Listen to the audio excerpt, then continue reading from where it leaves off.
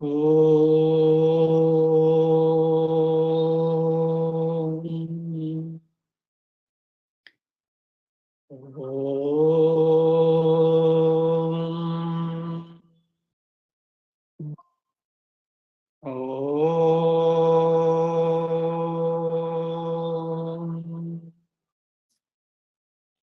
ఓం సహనా భవతు సహనౌ భునత్తు సహ వీర్యం కరవావహై తేజస్వినావధీతమస్తు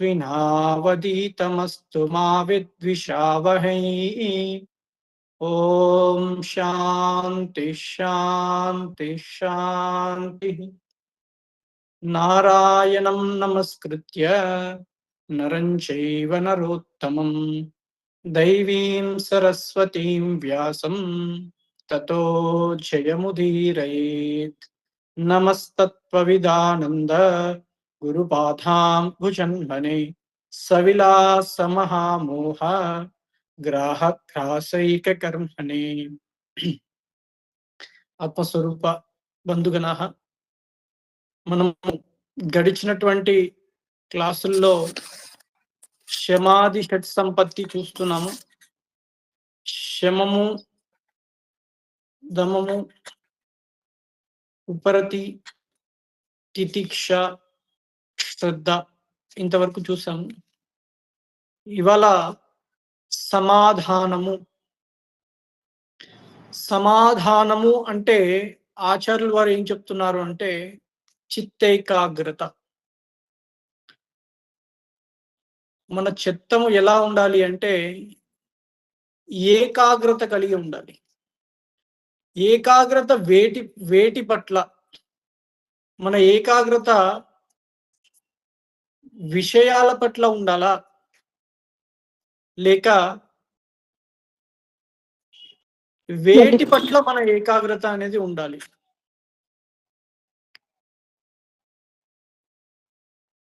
ఈ ఏకాగ్రత గురించి మనము లోకంలో ప్రసిద్ధమైనటువంటి ఒక కథ వినే ఉంటాం. ద్రోణాచార్యుడు పాండవులకి కౌరవులకి విలువిద్య నేర్పిస్తున్నప్పుడు అందరినీ పిలిచి చెట్టు మీద ఏముంది చూసి గురి పెట్టి కొట్టమని చెప్తారు. అంటే అందరూ ఒకరి తర్వాత ఒకరు వస్తారు. ఒకరేమో పిట్ట ఉంది అంటారు, ఒకరేమో కొమ్మ కనపడుతుంది అంటారు. కానీ అర్జునుడి దగ్గరికి వస్తారు.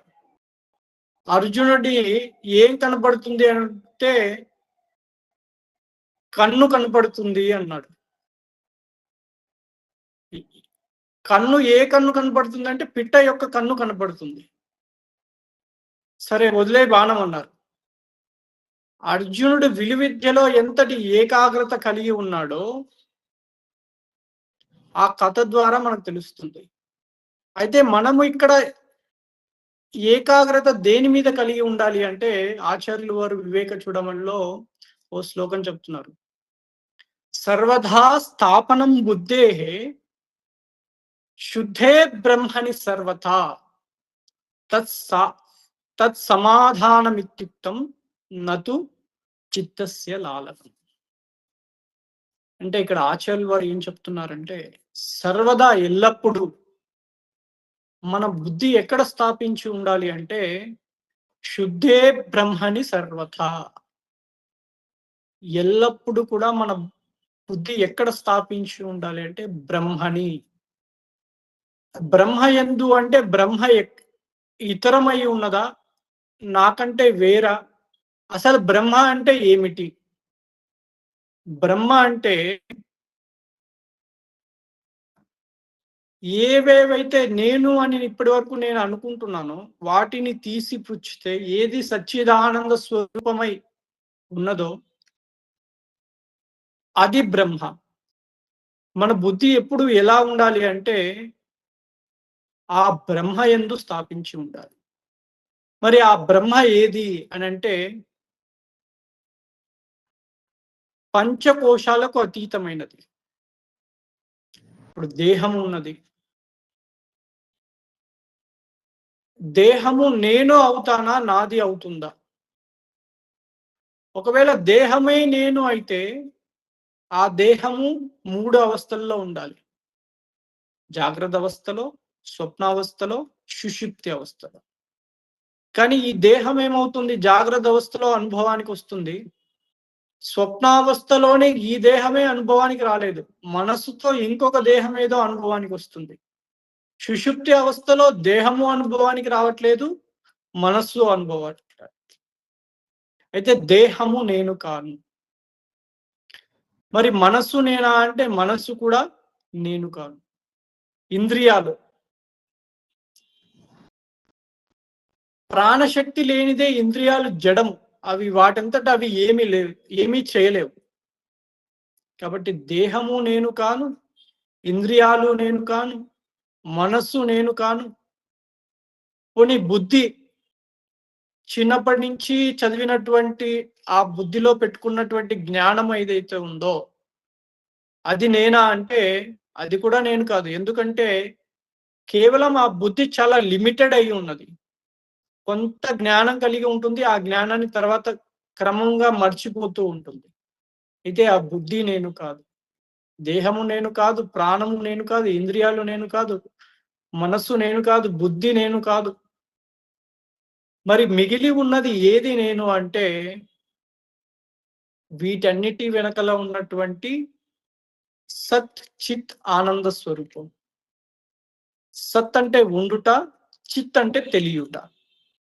ఏదైతే ఉండి అన్నిటినీ తెలుస్తుందో, ఈ దేహాది ఇంద్రియాలను, మనస్సును వీటన్నిటిని తెలిసేది వెనకల ఏదైతే ఉందో, అది నేనవుతా.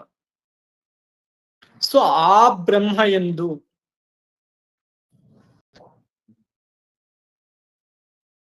మనం సర్వదా స్థాపనం బుద్ధిని ఆ బ్రహ్మయందు మనం నిలిచి ఉండిస్తున్నాం. మరి బుద్ధి సర్వదా బ్రహ్మయందు నిలిచి ఉండాలి అంటే సింగిల్ పాయింటెడ్‌నెస్ ఆ బుద్ధికి ఎలా కలగాలి? మన బుద్ధి ఎప్పుడూ బ్రహ్మని చింతించాలే కానీ, బాహ్యమైన వస్తువులని, విషయాలను వాటిని చింతించకూడదు. సాధారణంగా శబ్ద, స్పర్శ, రూప, రసగంధాలు ఈ ఇంద్రియాలకు సంబంధించిన ఈ 5 కూడా బాహ్యం వైపు వెళ్ళి బయట ఉన్నటువంటి రూపాన్ని చూడాలి అని అనుకుంటాయి కళ్ళు. మంచి మ్యూజిక్ వినాలనుకుంటాయి చెవులు. శబ్ద శబ్దాన్ని బాగా వినాలనుకుంటాయి చెవులు. అలాగే మంచి స్పర్శ ఈ స్పర్శ అనేది మనకి తల నుంచి కాళ్ళ వరకు స్పర్శ తెలుస్తూనే ఉంటుంది. ఏదైనా మెత్తటి బెడ్‌షీట్ ఉందనుకోండి. ఆ బెడ్‌షీట్ యొక్క స్పర్శ మొత్తం తెలుస్తూనే ఉంటుంది. హాయిగా అనిపిస్తుంది. ఖరీదైన బెడ్‌షీట్ ఉంటే దాని మీద పడుకుంటే హాయిగా అనిపిస్తుంది. ప్రతిదీ ఇలాగా ఒక్కొక్క ఇంద్రియము ఒక్కొక్క దానికి శబ్దము, స్పర్శ, రూప, రస. రసం ఇంక చెప్పనక్కర్లేదు. ఎన్ని స్వీట్లు తిన్నా కూడా ఒక మంచి కొత్త స్వీట్ వచ్చింది అని మనకు తెలిస్తే ఆ స్వీట్ తినాలి అని అంటుంది రసనేంద్రియం. ఇలాగ బాహ్యమైన వస్తువులు, బాహ్యమైన విషయాల పట్ల ఇంద్రియాలు వెళ్తూ ఉంటాయి. వాటిని అంతర్ముఖం చేసి బయటకి వెళ్ళకుండా వీటి ఎనకల ఏమి ఉన్నది అనేది మనం విచారం చేయాలి. ఈ శబ్ద, స్పర్శ, రూప, రసగంధాలు వాటి వెనకల ఏ తత్వం ఉన్నది? ఆ తత్వం ద్వారానే కళ్ళు చూడగలుగుతున్నాయి, చెవులు వినగలుగుతున్నాయి, నోరు మాట్లాడగలుగుతుంది.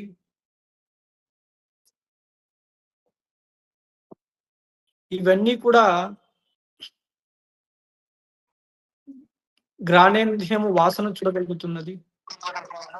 ఇవన్నీ కూడా ఒక్కొక్క ఇంద్రియం ఒక్కొక్క పని అవి వేటి ద్వారా చేస్తున్నాయి అంటే కేవలం వెనకలున్నటువంటి ఆ శుద్ధ చైతన్యం ఏదైతే ఉందో సచ్చిదానంద స్వరూపము, వాటి ద్వారానే ఇవన్నీ జరుగుతున్నాయి. మరి వాటి ద్వారా ఇవి జరుగుతూ ఉంటే, మనం లోకంలో ఉండి, లోక వ్యవహారాల్లో ఉండి, ఈ ఇంద్రియాల పట్ల, బయటున్నటువంటి విషయాల పట్ల, వీటి వద్ద వెళ్ళొద్దు అని చెప్తున్నారు. నతు చిత్తస్య లాలనం. చిత్తస్య లాలనము అంటే, మన మనస్సు ఒక థాట్‌ని కలగజేస్తుంది. ఒక విషయాన్ని తీసుకొచ్చి ముందర పెడుతుంది. ఎప్పుడో గతమునికి సంబంధించిన విషయం కావచ్చు, లేకపోతే భవిష్యత్తు గురించి బెంగ కావచ్చు. ఇలాంటి విషయాలన్నీ కూడా మన ముందుకు మనస్సు తీసుకొచ్చి పెడుతుంది. అలాంటి సమయంలో ఆ మనస్సు మనకి ఏ విషయాన్నైతే తీసుకొచ్చి ముందు పెట్టిందో, అప్పుడు మనం ఆ మనస్సుతో కలిసి తాదాత్మ్యం చెందకుండా, ఆ మనస్సుతో మమైక్యము కాకుండా, సాక్షిగా ఉండి, ఓహో! మనస్సు ఇలా క్రియేట్ చేస్తుంది, ఇన్ని భావాలు తీసుకొస్తుంది అని మనం సావధానతతో, ఎరుకతో మనస్సును మనం గమనించాలి. ఎప్పుడైతే మనం మనస్సుని అలా గమనిస్తామో, ఇవన్నీ శబ్ద, స్పర్శ, రూప, రసగంధాలే కదా అని తెలిసి, ఇవన్నీ కూడా ఇంద్రియానికి సంబంధించిన విషయాలు. వీటి పట్ల నేను సాక్షిగా ఉండాలి. సాక్షి భావనతో ఉండగలిగితే, సర్వదా స్థాపనం బుద్ధే శుద్ధే బ్రహ్మని అంటున్నారు ఆచార్యులు వారు. మనం ఎల్లప్పుడూ కూడా మన మైండ్ సింగిల్ పాయింటెడ్‌గా ఎక్కడ ఉండాలి అంటే, ఆ స్వరూపము ఏదైతే ఉన్నదో, ఈ మనస్సు, ఇంద్రియాలు, బుద్ధి, దేహము వీటికి అతీతమైనటువంటి ఆ స్వరూపం ఏది ఉన్నదో, దాని యందు బుద్ధిని స్థాపించాలని ఆచార్యులు వారు మనకు చెప్తున్నారు. అయితే దాని యందు మనం స్థాపించాలి ఆ బుద్ధిని అంటే ఎలాగా? మనము లౌకిక విషయాల్లో బయట జరిగే వస్తువుల పట్ల కానీ, బయట కనపడే వస్తువుల పట్ల కానీ, లేదా వ్యక్తుల పట్ల గానీ, ఇంద్రియ వ్యవహారంతో మునిగి దాంట్లోనే ఉంటాం సహజంగా. అయితే వాటి నుంచి మనము బుద్ధిని సచ్చిదానంద స్వరూపమైనటువంటి మన యొక్క స్వరూపం ఏదైతే ఉందో, వాటి పట్ల మనం ఎలా చేయాలి అనే డౌట్ మీకు రావచ్చు. అంటే మనం కేవలం గమనించుట, మన మనస్సులో వచ్చే భావాలు ఏవైతే ఉన్నాయో, వాటిని పరిశీలించుట. ఎప్పుడైతే మన మనస్సులో వచ్చిన భావాలను మనం గమనిస్తే, ఆ భావాలన్నీ కూడా గతము గురించి జరిగిన వాటి గురించి భావము, లేదా భవిష్యత్తు గురించి బెంగ. ఈ 2 విషయాలే అయి ఉంటాయి. అది ఏ భావమైనా కావచ్చు. సపోజ్ ఈ వస్తువు పట్ల నాకు ఒక ఆలోచన కలిగిందనుకోండి. ఈ వస్తువు గతంలో తీసుకున్నది, లేదా ఈ వస్తువు భవిష్యత్తులో ఏమవుతుంది? అంతేగాని ప్రెజెంట్ మూమెంట్‌లో ఉన్న థాట్ ఏమైనా వస్తుందా? అంటే ప్రెజెంట్ మూమెంట్‌కి సంబంధించిన థాట్స్ చాలా తక్కువగా ఉంటాయి. గతం గురించి బెంగ అయినా ఉంటుంది ఆ థాట్‌లో, లేదా భవిష్యత్తు గురించి బెంగైనా ఉంటుంది. గతంలో ఇలా జరిగి ఉండకూడదేమో, లేదా భవిష్యత్తు ఎలా ఉంటుంది అనే భావమే వస్తుంది కానీ, మనస్సుకు సంబంధించిన థాట్‌లో వాటి భిన్నంగా మనకు ప్రెజెంట్‌లో ఉండగలిగిన థాట్ ఏదైనా వస్తుందా అంటే, చాలా తక్కువగా ఉంటాయి. మరి ఆ ప్రెజెంట్ మూమెంట్‌ని ఎలా ఎక్స్‌పీరియన్స్ చేయాలి? సర్వధా బుద్ధేః బ్రహ్మణి అన్నారు. మరి ఆ బ్రహ్మయందు నా మనస్సును సర్వదా ఎల్లప్పుడూ ఎలా పెట్టాలి?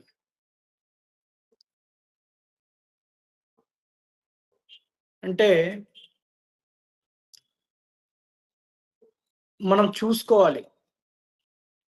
ఈ ఇంద్రియాలు మనల్ని ఎక్కడెక్కడ మన ఇంద్రియాలు మనల్ని మోసం చేస్తున్నాయి.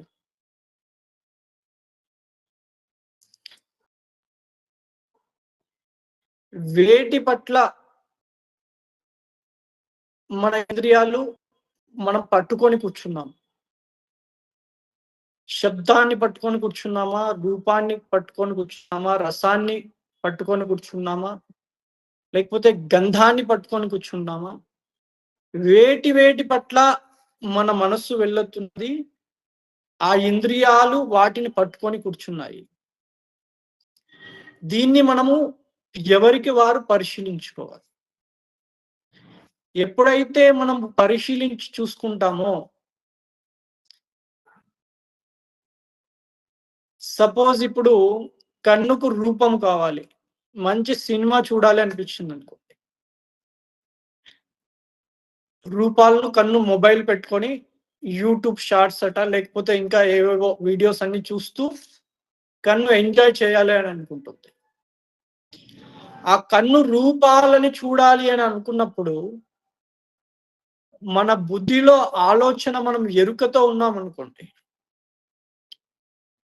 ఓహో! కన్ను ఇలా చూడాలి అని అనుకుంటుంది. ఆ కన్ను కావాలనుకున్నటువంటి సెన్సేషన్ మనం మెదడుకు అందుతుంది. వాటి ద్వారా మనస్సు మన మొబైల్ దగ్గరికి మనల్ని తీసుకెళ్తుంది. అప్పుడు మనం సాక్షిగా ఉన్నామనుకోండి. వాటితో కాకుండా కన్ను చెప్పింది మనం వినేసి మొబైల్ పట్టుకొని యూట్యూబ్‌లోకెళ్ళి వచ్చే రీల్స్ లేకపోతే వీడియోస్ అలా ఇలా తిప్పుతూ సమయాన్ని వృధా చేస్తూ, అలా ఉండకుండా వాటి పట్ల మనం సాక్షిగా ఉన్నామనుకోండి. ఓహో! కన్ను ఇలా చెప్తుంది. ఇప్పుడు కన్నుకు కావాల్సినది రూపము. అయితే ఈ రూపాన్ని నేను కన్నుకు అందించాలా? లేదా? అని మనం ఆలోచిస్తే, వన్ స్టెప్ బ్యాక్ వేసి, వెనక్కి వేసి ఒక అడుగు చూసినప్పుడు కన్నుకు ఈ విషయము ఈ కన్ను ఇలాగే తీసుకెళ్తుంది. నేను 4 రీళ్లు చూపిస్తే అదేం చేస్తుంది? ఇలా గంటలు గంటల సమయము వృధా చేస్తుంది. అనే భావన మనకు తోచి ఆ మొబైల్ దూరంగా పెట్టామనుకోండి.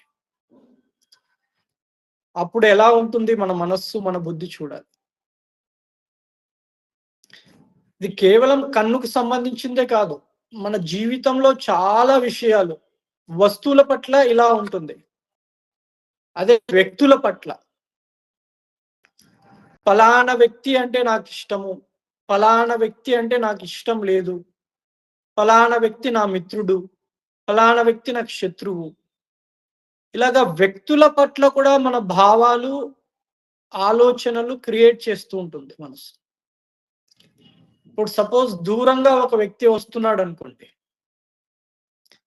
అక్కడ దూరంగా వస్తుంటే వ్యక్తి అని తెలుస్తుంది. కొంచెం దగ్గరికి రాగానే పురుషుడు లేదా స్త్రీ అని తెలుస్తుంది. ఇంకొంచెం దగ్గరికి రాగానే ఇతను పలానా మిత్రుడు లేదా పలానా శత్రువు. అదే వ్యక్తి 100 అడుగులు దూరంలో ఉన్నప్పుడు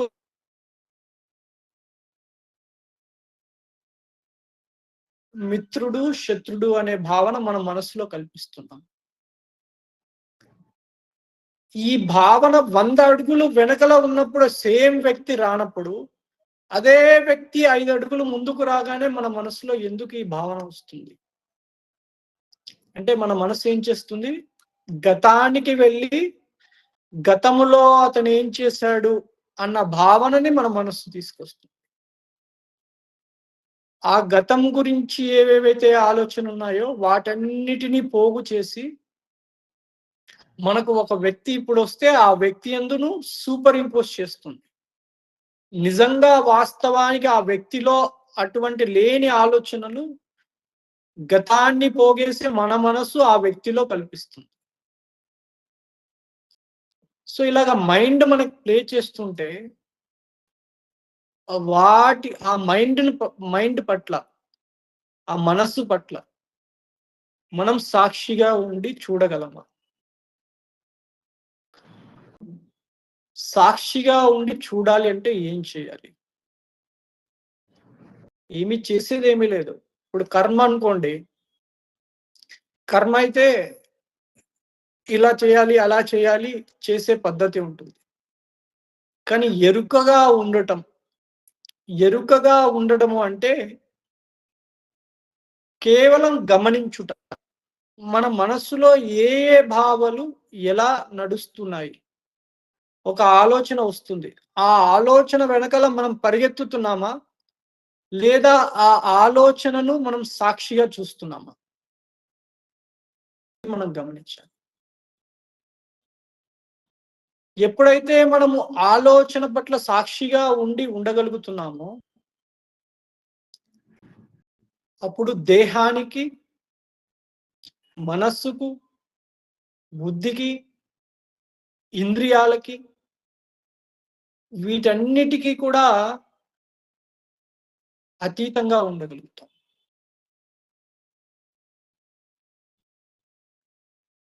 అలా కాకుండా మనస్సు చెప్పిన ఆలోచనల ప్రకారం మనస్సుతో తాదాత్మ్యం చెంది ఉన్నామనుకోండి.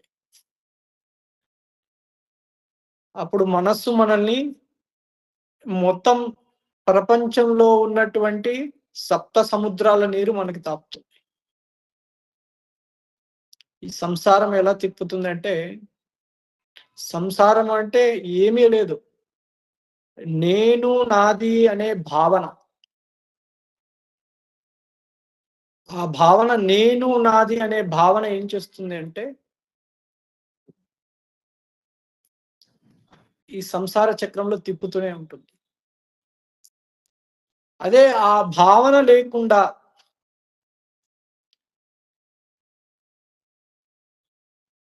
ఆహ్, ఏదైతే ఎప్పుడైతే మనకు నేను, నాది అనే భావన వచ్చినప్పుడు, సపోజ్ ఇప్పుడు మనం ఒక గొప్ప కార్యం ఏదైనా చేశామనుకోండి. అప్పుడు వెంటనే మన మనసులో ఒక ఆలోచనొస్తుంది. ఇది నేను చేశాను. ఇది నాచే చేయబడినది అని మనం ఒక ఎక్స్‌పెక్టేషన్ చేస్తాం. ఎవరైనా మనల్ని పొగడాలి అన్న భావన, మనం ఒక గొప్ప కార్యం చేశాము అనే భావన మన మనస్సు మనకు తెచ్చిపెడుతుంది. అలాంటి సమయంలో మనము ఒక అవేర్‌ఫుల్‌నెస్ ఎరుకతో ఇది నేను చేయడం ఏంటి ఈశ్వరుడు నాచే చేయించాడు అన్న భావన మనం మనసులోకి తీసుకొచ్చామనుకోండి. అప్పుడు ఎలా ఉంది అంటే మనసు చాలా శాంతంగా ఉంటుంది. ఈ నేను, నాది అనే భావన ఇంచుమించు లేకుండా ఉంటుంది. కాబట్టి ఆచార్యులు వారు ఇక్కడ ఏమని చెప్తున్నారంటే నతు చిత్తస్య లాలనం. ఎందుకంటే మనస్సు మనకు తెలియనటువంటి ఎన్నో భావజాలాలు ఎప్పుడెప్పుడో పోగేసినటువంటి పూర్వ వాసనలన్నీ కూడా అది తెచ్చి మన ముందు డిస్‌ప్లే చేసి రకరకాల ఆలోచనల ద్వారా చూపిస్తూ ఉంటుంది. ఒక ఆలోచన పోతే ఇంకొక ఆలోచన.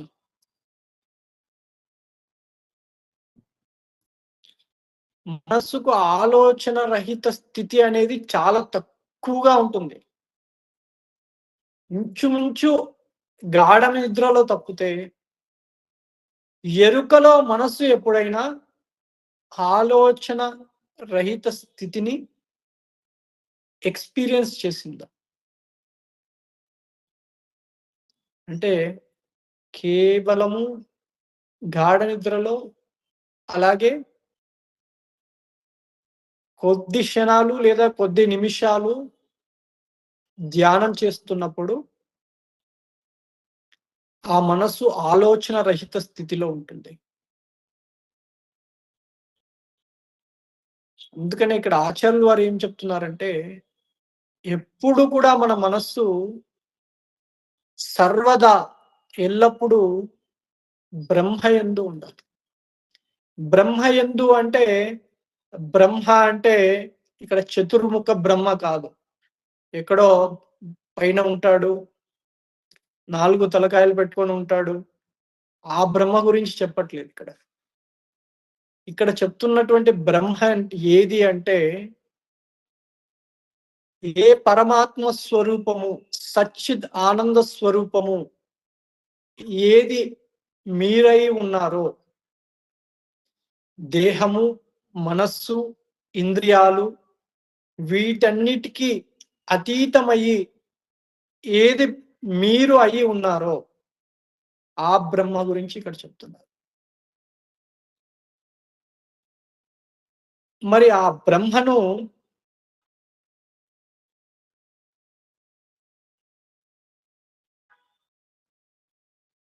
తెలుసుకోవడం ఎలాగా?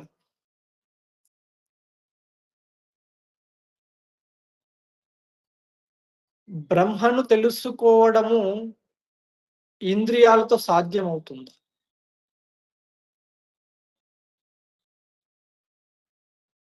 అంటే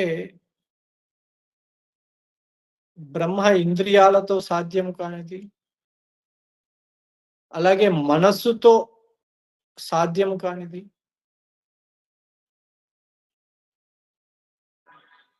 ఇంద్రియాలకి, మనస్సుకు, బుద్ధికి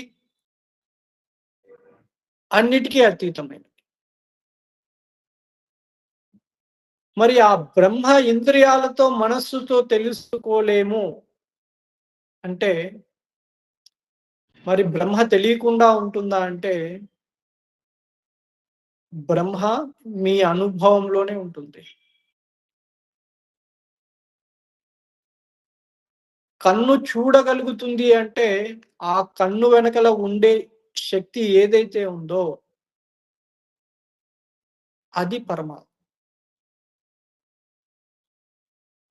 మనస్సు వేటి ద్వారా అయితే సంకల్పించగలుగుతుందో,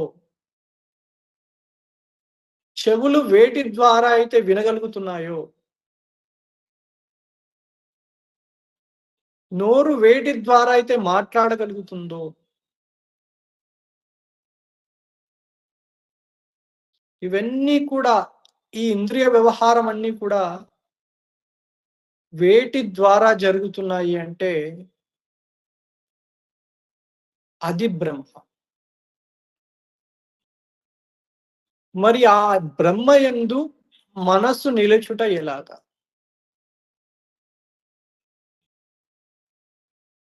మనస్సు వస్తువుల పట్ల, వ్యక్తుల పట్ల వీటి పైన పెట్టాలి అంటే చాలా సులువు.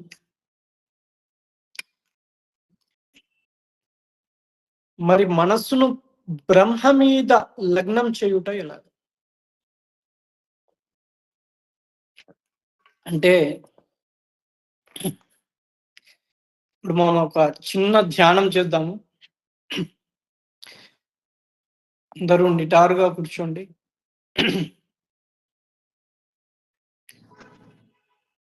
మెల్లగా కన్నులను మూయండి.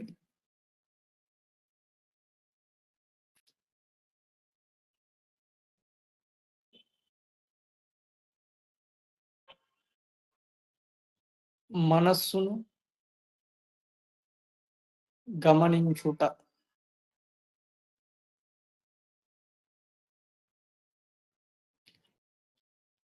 మనస్సులోని ఆలోచనలను గమనించుట.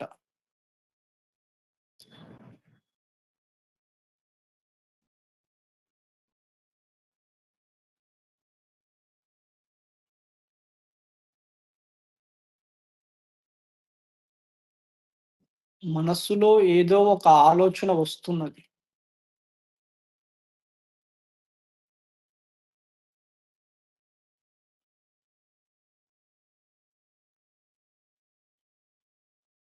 ఆలోచనను జస్ట్ గమనించటం అంతే. ఆ ఆలోచనతో తాదాత్మ్యము లేకుండా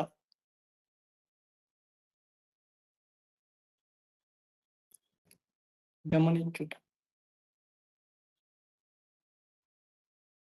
ఎలాగంటే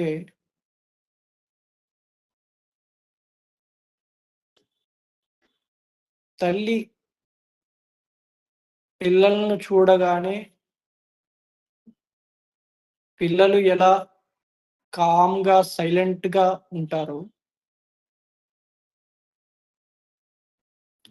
అదే విధముగా మనస్సు, మనస్సులో వచ్చే ఆలోచనలను గమనించుట ద్వారా ఇంచుమించు ఏ ఆలోచనలు లేకుండా మనస్సు శాంతంగా ఉంటుంది.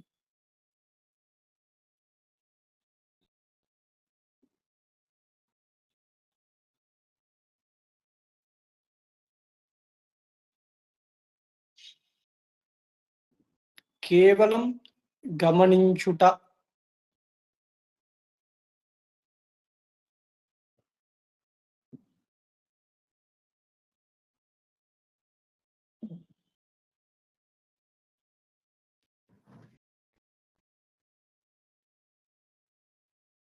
ఎరుకగా ఉండుట.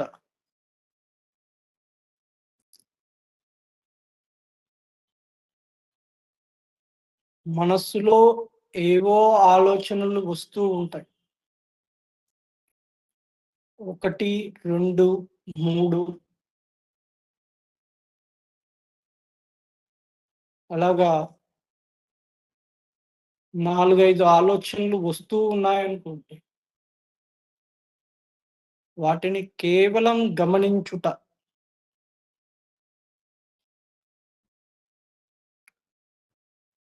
వాటితో తాదాత్మ్యము లేకుండా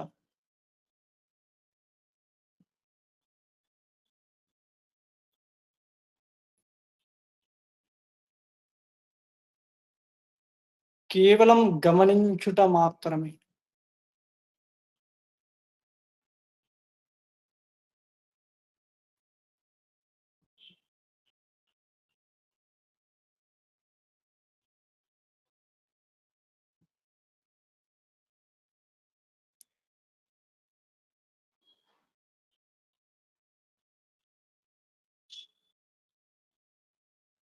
ఎరుకగా ఉండుట.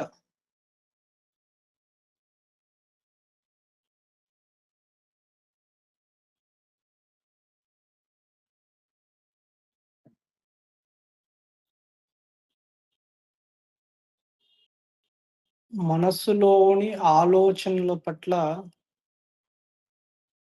ఎరుకగా ఉండుట. ఉండుట మాత్రమే.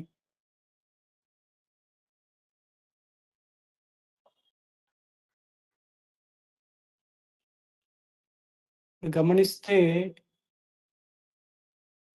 మనస్సులో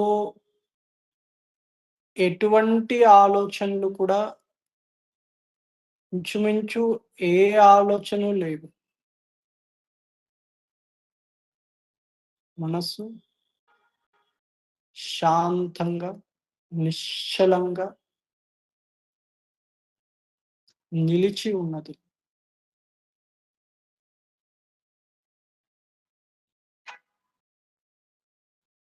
మనస్సు దేనియందు నిలిచి ఉన్నది?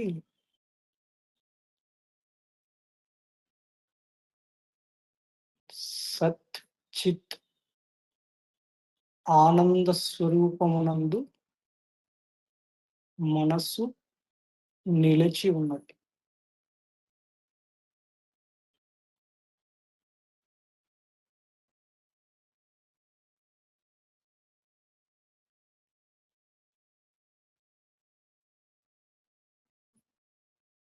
మనస్సులో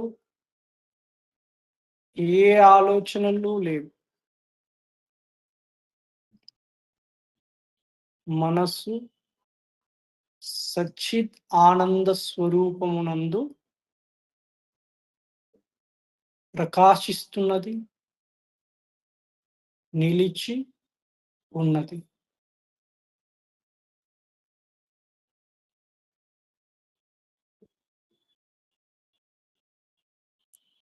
ఓం.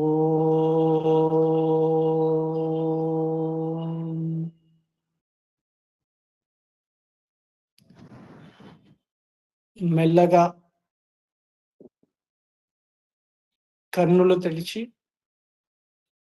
విశ్రాంతిగా కూర్చోవలెను. ఇలాగా మనం ఎప్పుడైతే ధ్యానములో ఉన్నప్పుడు మనస్సు ఎలాంటి ఆలోచనలు లేకుండా,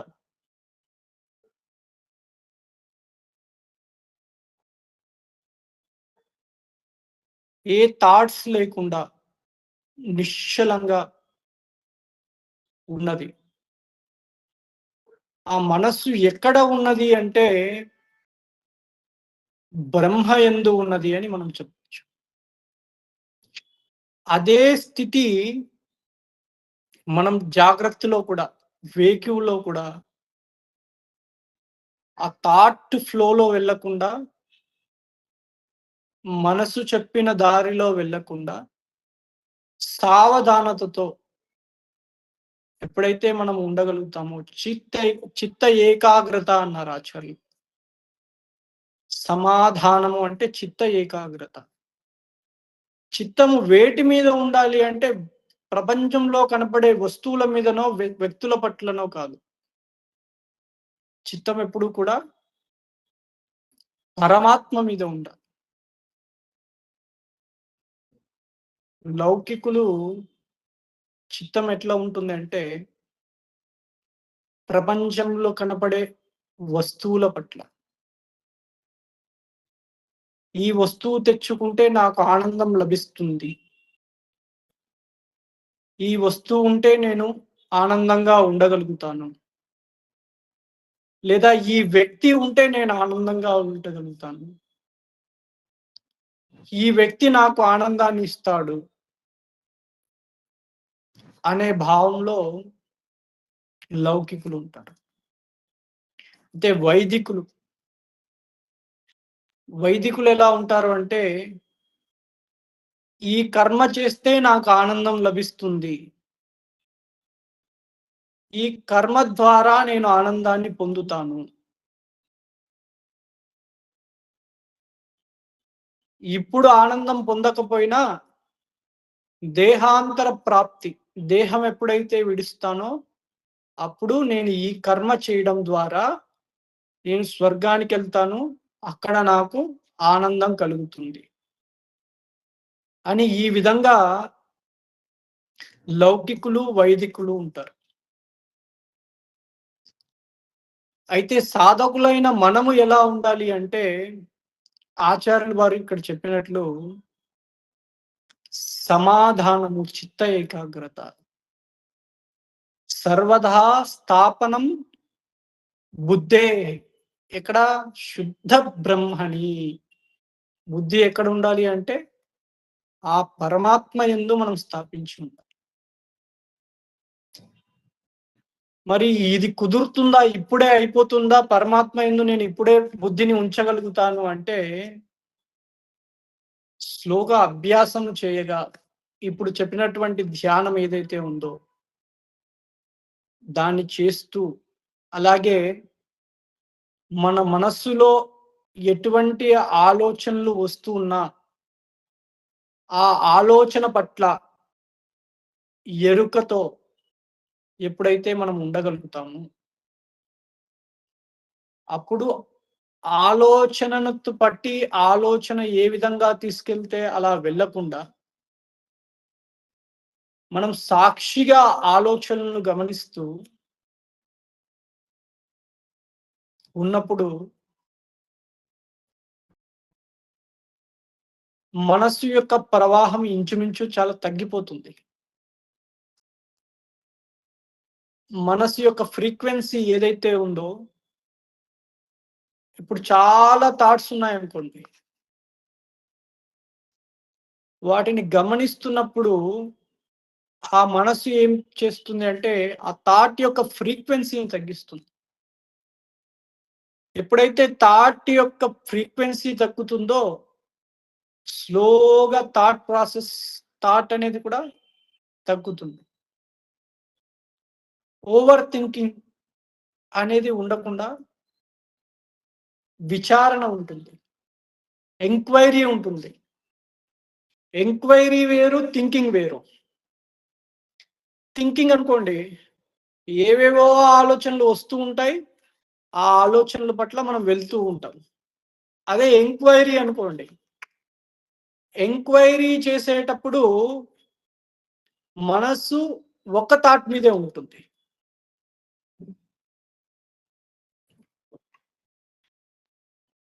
అదే థింకింగ్ చేసేటప్పుడు మనస్సు అనేక రకాల భావజాలాలతో, అనేక రకాల థాట్స్‌ని మన ముందు తెచ్చిపెడుతుంది.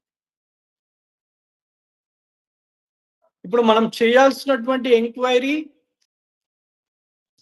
ఆ బ్రహ్మ ఏదైతే చెప్పి ఉన్నారో, సచ్చిదానంద స్వరూపము, బ్రహ్మ, భగవంతుడు, ఆత్మ, ఇవన్నీ ఏమిటిది అనే ఎంక్వైరీ మనం మొదలు పెట్టామనుకోండి, అప్పుడు ఆ ఎంక్వైరీలో మైండ్ అనేది చాలా సింగిల్ థాట్‌లో చిత్త ఏకాగ్రత అన్నారు ఆచార్యులు వారు. ఆ సింగిల్ పాయింట్‌లో ఉండడమే సమాధానము. ఆ సింగిల్ పాయింటెడ్‌ని మనము అవలంబించడం నేర్చుకోవాలి. ఈ ఎంక్వైరీ బిగిన్ అయినప్పుడే మనకు పరమాత్మ అంటే ఏంటో తెలుస్తుంది. అంతవరకు కూడా మనం బ్లైండ్ బిలీఫ్స్‌లో వెళ్తూ ఉంటాం. సమాజం ఏవో బిలీఫ్స్ పెడుతుంది మనలో. అలాగే రిలీజియన్, మతం, మతము కొన్ని బిలీఫ్స్ పెడుతుంది మన మనసులో. సమాజం కొన్ని బిలీఫ్స్, మతము కొన్ని బిలీఫ్స్, మన పెద్దలు కొన్ని బిలీఫ్స్ పెట్టి ఉంటారు. ఈ బిలీఫ్స్ అన్నీ మనం అలా క్యారీ ఫార్వర్డ్ చేస్తూ ఉన్నామనుకోండి, ఆ బిలీఫ్స్‌తో మనకు తత్వం తెలుస్తుందా అంటే మనం పరిశీలించుకోవాలి. ఆ బిలీఫ్స్‌ను పక్కన పెట్టి మనం ఎప్పుడైతే ఎంక్వైరీ స్టార్ట్ చేస్తామో, నేను ఎవరు అని రమణ మహర్షులు గారు చెప్పినటువంటి ఎంక్వైరీ మనం ఎప్పుడు మొదలు పెడతామో, అప్పుడు మన థాట్ ప్రాసెస్ తగ్గిపోయి సింగిల్ పాయింటెడ్‌నెస్, సమాధానంతో ఉండి మన చిత్తము శాస్త్రాన్ని తెలుసుకుంటూ, శాస్త్రం ద్వారా ఆ నేను ఎవరు అన్నది ఏదైతే ఉందో, ఆ సచ్చిదానంద స్వరూపము ఏదైతే ఉన్నదో, అది నేను అని అనుభవానికి వస్తుంది. అనుభూతికి వస్తుంది. అనుభవం అంటే ఇక్కడ కాఫీ తాగిన అనుభవమో, లేదా చాక్లేట్ తిన్న అనుభవమో కాదు. అనుభూతి.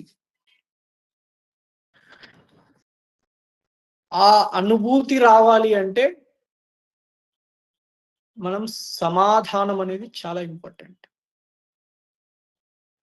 అందుకనే ఈ సమాధానాన్ని చాలా ఎలాబరేట్‌గా చెప్పవలసొచ్చింది. కాబట్టి మనకిప్పుడు ఏం కావాలి అంటే సాధన చతుష్టయము.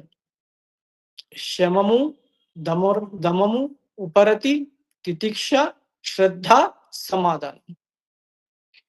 ఈ 6 ఉండాలి. దానికంటే ముందు ఏముండాలి? వివేకము, వైరాగ్యం.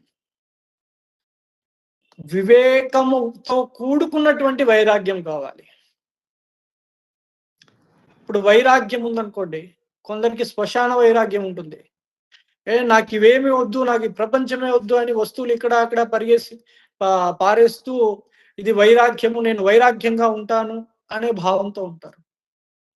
అది కాదు వైరాగ్యం అంటే. వివేకముతో కూడుకున్నటువంటి వైరాగ్యం కావాలి. వివేకం ఏమిటి? నిత్యము, అనిత్యము వస్తు వివేక. ఏది సత్యము, ఏది అనిత్యం. నిత్యమైన వస్తువు పరమాత్మ. అనిత్యమైనది ఈ జగత్తు, దేహాది ఈ దేహముతో మొదలుకొని ఈ జగత్తంతా కూడా అనిత్యమైనది.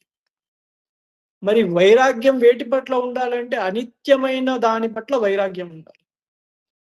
చక్కటి వివేక జ్ఞానంతో కూడుకున్నటువంటి వైరాగ్యం ఉండాలి. వివేక జ్ఞానంతో కూడుకున్నటువంటి వైరాగ్యం ఎప్పుడుంటుందో అప్పుడు ప్రేమ కలుగుతుంది. ఆ వివేకంతో కూడుకున్నటువంటి వైరాగ్యం ఉందనుకోండి, ఆ వైరాగ్యంలో రాగము, ద్వేషమే ఉంటుంది. వివేక సహిత వైరాగ్యం కావాలి. ఎప్పుడైతే మనం వివేక సహిత వైరాగ్యంతో కూడుకొని ఉంటామో, అప్పుడు మనం ప్రపంచంలో ప్రతి వ్యక్తితో కూడా ప్రేమగా వ్యవహరిస్తాం. అలా కాకుండా నార్మల్ వివేకం లేని వైరాగ్యం ఉందనుకోండి, అందరి పట్ల మనం చిరాకు పడుతూ జగత్తు అనిత్యము, జగత్ అసత్యము, ఈ వ్యక్తులందరూ అనిత్యము, అసత్యము, వీళ్ళతో నాకేం పని ఉంది అని వివేకం లేని వైరాగ్యంతో అలాగా లోకంలో వ్యవహరిస్తూ ఉన్నామనుకోండి, మన మనస్సు ఎలా ఉంటుంది? ఎవరిని చూసినా కూడా చాలా చిరాకుగా అనిపిస్తూ ఉంటుంది. అదే వివేకం కలిగినటువంటి వైరాగ్యంతో చూసామనుకోండి, వాళ్ళే కాదు, ఈ దేహం కూడా అనిత్యమే, ఇక్కడ మొదలుకొని ఈ జగత్తంతా కూడా అనిత్యమే అయినప్పటికీ అందరితో నేను ప్రేమతో వ్యవహరిస్తూ ఉంటాను. కాబట్టి మనకు కావాల్సింది ఏంటి? వివేకంతో కూడినటువంటి వైరాగ్యం కావాలి. వివేకం లేనటువంటి వైరాగ్యం కాదు. సో ఇంతవరకు మనము వివేకము, వైరాగ్యము, క్షమాది షట్ సంపత్తి ఈ 3 కూడా చూసాము. ముముక్షుత్వము నాలుగవది ఉన్నది. సాధన చతుష్టయంలో నాలుగవది ముముక్షుత్వం. ఆ ముముక్షుత్వము మనము నెక్స్ట్ క్లాస్‌లో చూద్దాం. ఓం పూర్ణమదః పూర్ణమిదం పూర్ణాత్ పూర్ణముదచ్యతే పూర్ణస్య పూర్ణమాదాయ పూర్ణమేవావశిష్యతే. ఓం శాంతి శాంతి శాంతి. హరి ఓం శ్రీ గురుభ్యో నమః. హరి ఓం శ్రీకృష్ణార్పణమస్తు.